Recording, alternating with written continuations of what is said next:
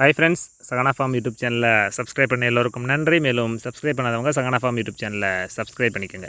நம்ம ஆடுகளுக்கு ஒரு நாளைக்கு 2 அல்லது 3 டைம் வந்து பசுந்தீவனம் கட்டுவோம். அதில் மெயினாக பார்த்திங்கன்னா குட்டை நேப்பியர், சூப்பர் நேப்பியர், கோஎஃப்எஸ் 31, அதுக்கப்புறம் பார்த்திங்கன்னா அகத்தி அல்லது மல்பெரி, இதில் ஏதாவது ஒன்று கட்டுவோம். நம்ம ஆடுகளுக்கு வந்து என்னுடைய பண்ணையில் நம்ம ஆடுகளுக்கு ரொம்ப விருப்பமான ஒரு தீவனம் எதுவும் கேட்டிங்கன்னா அது குட்டை நேப்பியர் தான். ஏன்னா குட்டை நேப்பியர் வந்து நல்லா இனிப்பு சுவையாக இருக்கிறதுனால மெயினாக நம்ம குட்டிகள் வந்து குட்டை நேப்பியரை நல்லா விரும்பி சாப்பிடும். அதுபோக மெயினாக அதனுடைய தோகைகளை சாப்பிடுதோ இல்லையோ, முதல்ல அதனுடைய தண்டுகளை வந்து நல்லா சாப்பிடும். ஒரு பொட்டு கூட கழிவு இருக்காது, எல்லாத்தையுமே நல்ல முறையில் சாப்பிட்ரும். சில ஆடுகள் வந்து தோகையை கழிச்சிட்டு தண்டுகள் எல்லாத்தையுமே சாப்பிட்ரும். அதை நம்ம தோகை சாப்பிட்டு சில ஆடுகள் கழிப்பட்டால் கூட அதுவே தின்றும். நம்மகிட்ட சாஃப் கட்டர் இருக்குது, நம்ம அதை பயன்படுத்துறது கிடையாது.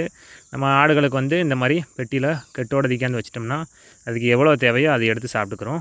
இதன் மூலமாக நமக்கு வந்து கரண்ட்டுக்குள்ளே அதை கட் பண்ணுறதுக்குள்ள வேலை எல்லாமே நமக்கு மிச்சம். மேலும் இது போன்ற பயனுள்ள தகவலை தெரிந்து கொள்ள சகனா ஃபார்ம் யூடியூப் சேனலை சப்ஸ்கிரைப் பண்ணுங்கள்.